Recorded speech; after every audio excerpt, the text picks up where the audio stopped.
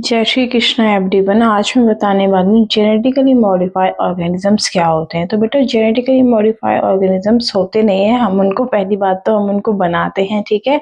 तो अब बनाएंगे कैसे? जो भी डिजायर हमारी है कि हमें वो डिसीज रेसिस्टेंट चाहिए या फिर उसमें न्यूट्रिशन की क्वालिटी हाई होनी चाहिए, तो जो भी हमारी डिजायरेबल हमारी हमारी जो भी डिजायर है कि जो हमें पर्टिकुलर ऑर्गेनिज्म के अंदर चाहिए या फिर जो उसके थ्रू हमें यूज करके कोई प्रोडक्ट बनाना है, तो वही जीन हम निकालेंगे दूसरे ऑर्गेनिज्म से, पर्टिकुलर किसी और दूसरे ऑर्गेनिज्म में, होस्ट ऑर्गेनिज्म में हम डाल देंगे, ठीक है। तो प्लांट्स हैं, बैक्टीरिया है, एनिमल्स है, जिनकी भी जीन को हम अल्टर करते हैं, जिनकी भी डीएनए के अंदर हम मॉडिफिकेशंस करते हैं, मैनिपुलेशन करते हैं, ठीक है, तो उनको हम क्या बोल देंगे? Genetically modified organism. अब देखो, जेनेटिकली मॉडिफाइड ऑर्गेनिजम्स जो है वो काफ़ी तरीकों से, काफ़ी वेज में हमारे लिए यूज़फुल होते हैं। फर्स्ट क्या होता है कि वो क्रॉप को ज़्यादा टॉलरेंट बना देते हैं, अबायोटिक रेसिस्टेंट है। जैसे कि ज़्यादा कोल्ड होगा तो नॉर्मल पौधा नहीं उगेगा, ज़्यादा सॉल्ट की क्वांटिटी होगी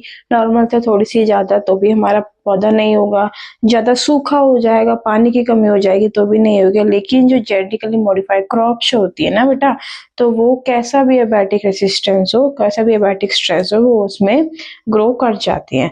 नेक्स्ट है हमारा कि न्यूट्रिशन की जो क्वालिटी है वो हमारी जेनेटिकली मॉडिफाइड क्रॉप्स के अंदर थोड़ी सी ज़्यादा होती है। थर्ड है हमारा reduce reliance on chemical pesticides. हम क्या करते हैं कि केमिकल पेस्टिसाइड्स का यूज करते हैं, जैसे कि सॉइल भी खराब होती है, ठीक है, सॉइल की क्वालिटी खराब होती है। बाद में जो प्रोडक्ट बनते हैं, फ्रूट्स वेजिटेबल्स, उनको हम खाते हैं तो हमें भी चांसेस होते हैं कि आगे जाके डिसीज हो। अभी नॉर्मली देखो केमिकल पेस्टिसाइड्स बोला गया है, तो केमिकल्स का यूज करेंगे, केमिकल स्प्रे करेंगे, केमिकल डालेंगे कैसे भी पेस्ट से बचने के लिए, तो नॉर्मल सी बात है कि सॉइल में भी वो केमिकल जाएगा, ठीक है। हमारे तो वाटर की जो वाटर जाएगा, वाटर के अंदर भी वो मिलेगा, तो सीधा सा क्या है कि उसको प्लांट एब्जॉर्ब करेगा, प्लांट एब्जॉर्ब करेगा तो वो फ्रूट्स के अंदर भी, वेजिटेबल्स है, जिसकी भी किसी चीज की हम खेती कर रहे हैं वो उसके अंदर आएगा, तो वो हमारे लिए भी हार्मफुल है।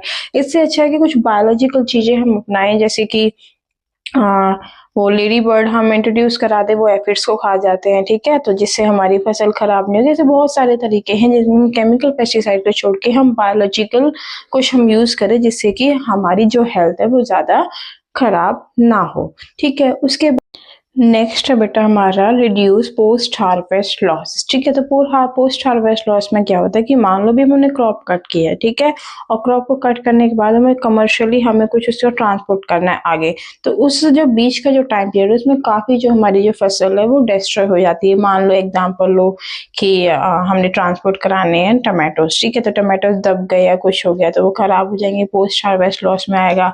तो हैंडलिंग में, थ्रेशिंग में, ठीक है, इन सब में जो होता है वो होता है पोस्ट हार्वेस्ट लॉस। अगर वो जेनेटिकली मॉडिफाइड वो क्रॉप्स होंगे हमारे, तो उसमें क्या होता है कि वो थोड़े से उन चीजों को वो टॉलरेट कर पाते हैं, तो वो इतनी जल्दी जो है खराब नहीं होते हैं। अब मान लो कि हमने, ठीक है, गेहूं है, ठीक है, तो गेहूं को हमने थोड़ी सी भी नमी रह गई या कुछ हो गया तो इन केस वो क्या हो जाएंगे? वो डिस्ट्रॉय हो जाएंगे। लेकिन जो जेनेटिकली मॉडिफाइड हम बनाएंगे क्रॉप्स बनाएंगे तो थोड़ा सा उस चीज को टॉलरेट करते हैं, तो जिससे हमारे पोस्ट हार्वेस्ट लॉसेस जो है वो थोड़े से मिनिमाइज हो जाते हैं। अब नेक्स्ट बेटा हमारा increase efficiency of nutrition value, ठीक है।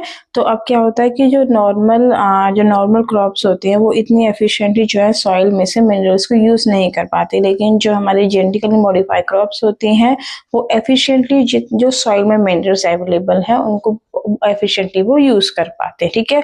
और जिससे क्या होता है कि अर्ली एग्जिशन नहीं होता सॉइल की फर्टिलिटी का। नेक्स्ट है हमारा कि न्यूट्रिशन वैल्यू जो है वो इंक्रीज हो जाती है। हमारी एनसीईआरटी में एग्जांपल दिया हुआ है कि गोल्डन राइस जो है, जो जेनेटिकली मॉडिफाइड क्रॉप है, उसमें विटामिन ए का कंटेंट ज्यादा होता है as compared to normal rice, ठीक है। बेटा आपको पसंद आ रहा है तो प्लीज लाइक, शेयर, सब्सक्राइब, ठीक है, कमेंट कीजिए कि आप मोर कुछ ऐसी वीडियोस और भी ज्यादा चाहते हो। Thank you. जय श्री कृष्णा।